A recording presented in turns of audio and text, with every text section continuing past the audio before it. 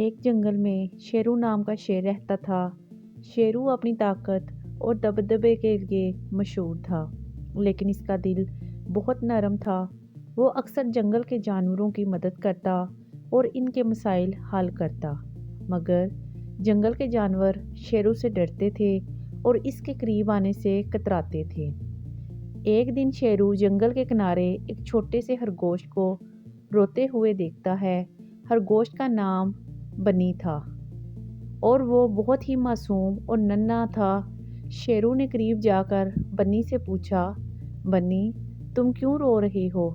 بنی نے آنسو پوچھتے ہوئے کہا، میرے پاس رہنے کے لیے گھر نہیں ہے، بارش کی وجہ سے میری بل بہہ گئی ہے اور میں بے گھر ہو گیا ہوں۔ شیرو نے بنی کو تسلی دی اور کہا، فکر نہ کرو، میں تمہارے لیے نیا گھر بناؤں گا۔ بنی حیران ہو گیا کہ ایک شیر اس کی مدد کرنے کے لیے تیار ہے۔ شیرو نے پورے جنگل میں چکر لگایا اور خشک پتوں، شاخوں اور نرم گھاس کا انتظام کیا۔ اس نے بنی کے لیے ایک خوبصورت بل بنایا جو محفوظ اور آرام دہ تھا۔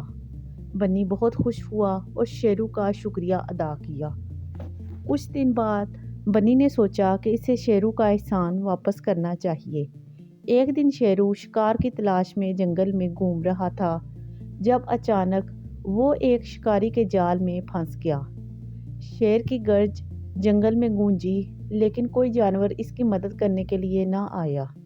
جب بنی کو پتہ چلا تو وہ فوراً وہاں پہنچا۔ جال دیکھ کر بنی نے اپنی تیز دانتوں سے جال کاٹنا شروع کیا۔ اس نے محنت سے کام کیا اور تھوڑی دیر میں جال کو کاٹ دیا۔ شیرو آزاد ہو گیا اور اس نے بنی کو گلے لگا لیا۔ شیرو نے کہا، بنی تم نے اپنی بہادری اور دوستی کا ثبوت دیا ہے۔ آج کے بعد ہم ہمیشہ ایک دوسرے کے ساتھ رہیں گے۔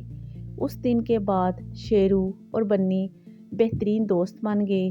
بنی شیر کے ساتھ رہتا تھا اور جنگل کے باقی جانوروں کو بھی یہ بات سمجھ آ گئی کہ شیرو صرف طاقتور نہیں بلکہ مہربان بھی ہے۔